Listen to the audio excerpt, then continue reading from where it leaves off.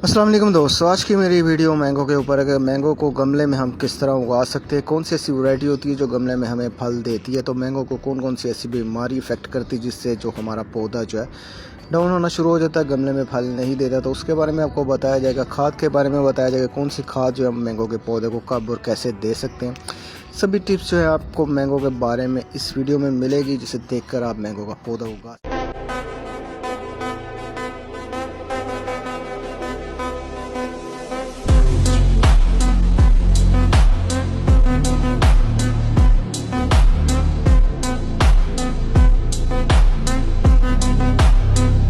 दोस्तों, आपको गमले में कोई भी पौधे से फल लेना होता है तो ये बाउंड्री होती है। जब यहाँ पे आके रूट्स रुक जाती हैं तो पौधा जो हमारा ग्रोथ रोक देता है। कोई भी हम खाद देंगे, कोई भी टोटका हम कर लेते हैं तो फिर जो पौधा ग्रोथ नहीं करता, ना ही हमें जो है वो फिर फल देता है गमले में। दोस्तों, गोडी करने के दो फ़ायदे होते हैं। एक तो ऑक्सीजन जो होती है पौधे को सही तरह मिलना शुरू हो जाती है। दूसरी जो गोडी का तरीका होता है कि हमने 3 से 4 इंच जो है नीचे गमले के गोडी करनी है, ताकि हमारे पौधे की जो रूट्स टूट जाएँ। जब रूट्स टूटती हैं तो फिर न्यू रूट्स निकलती हैं, तो उससे होता क्या कि हमारा पौधा जो है ग्रोथ करता रहता है। गमले में जो है उसे किसी भी किस्म की तंगी फिर नहीं पेश आ रही होती। तो गोडी के ज़रिए जो हमने पौधे की रूट्स काटनी होती है, 1 साल बाद देख लीजिए रूट्स कट गई हैं तो हमने 3 से 4 इंच ज़्यादा गहराई में इस तरह गोडी करनी है, ताकि हमारे पौधे की ज़्यादा रूट्स कट जाएँ तो हमारा पौधा जो है रीस्टार्ट हो जाए। तो ये प्रोसीजर आपको करना ही पड़ेगा अगर आपने गमले में फल लेना है तो। दोस्तों, अगर हमने गमले में फल लेना है तो हमें जो है ये केमिकल 3 खादें तो देनी ही देनी होती है। इसके बगैर जो है गमले में फल लेना बहुत मुश्किल है। DAP, NPK और पोटाश जो है, ये 3 खादें हमें जो है दिसंबर से लेकर जो है नेक्स्ट दिसंबर तक देनी होती है। मई जून में हमने ये खाद रोक देनी होती है। हर 20 दिन बाद जो हमें ये 3 खादें देनी होती है। जितनी खाद आपको मैं बताऊंगा उससे डबल खाद आप ज़मीन के पौधे को दे सकते हैं। तो ये 3 खादें जो हैं तीनों मैंने मिक्स कर दी। तकरीबन जो है 30-30 ग्राम मैंने मिक्स की। पौधे की एज जो तकरीबन 7 ईयर्स हो चुकी है। गमले में लगा हुआ गमला हमारे जो है 18 इंच का है, ठीक है। इतनी डोज़ हमने गमले में देनी। इससे डबल डोज जो है हम फिर ज़मीन में लगे पौधों को दे सकते हैं। तो दोस्तों, 20 से 25 दिन बाद ये हमें खादें देनी ही देनी होती है। मई जून से पहले भी अगर बहुत तेज़ गर्मी हो जाती है तो हमने जो है ये खादें फ़िलहाल रोक देनी है। अगर फिर भी हम देते रहते हैं तो हमारा पौधा जो जल जाता है और स्टील भी हो जाता है।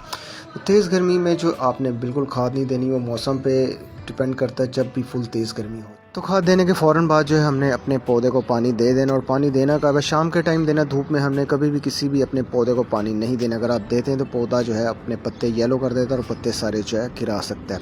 धूप में आपने पानी कभी भी नहीं देना।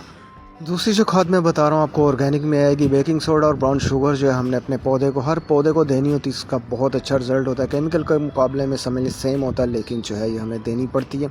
कोई भी बीमारी हमारे पौधे को नहीं लगती। जो पौधे हमारे स्टिल लोग होते हैं वो भी जो है चलना शुरू हो जाते हैं, पत्ते जो हैं लश ग्रीन हो जाते हैं। इतनी सी जो ब्राउन शुगर और जो है बेकिंग सोडा हमने 1.5 लीटर बॉटल में ऐड करनी। इस पर स्प्रे भी हम कर सकते हैं और मिट्टी के ज़रिए, यानी कि मिट्टी के ऊपर भी डाल के पानी के ज़रिए हम अपने पौधों को दे सकते हैं।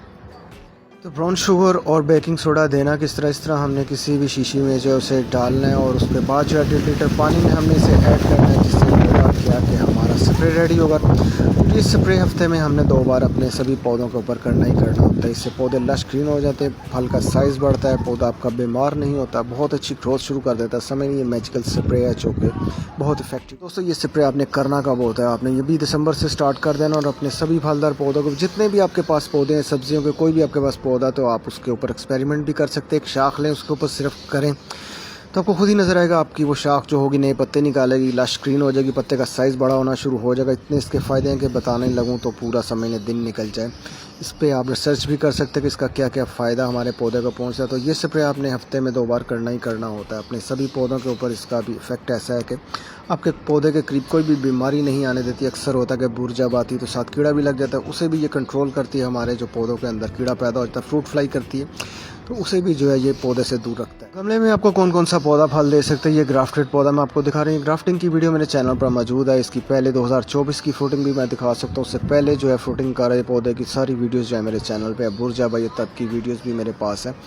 तो गमले में जो फल देता है वो ग्राफ्टेड पौधा होगा, एयर लेयरिंग से तैयार हुआ हो या कलम से लगाया हुआ पौधा। यही पौधे जो आपको गमले में फल देंगे, इसके अलावा नहीं देंगे।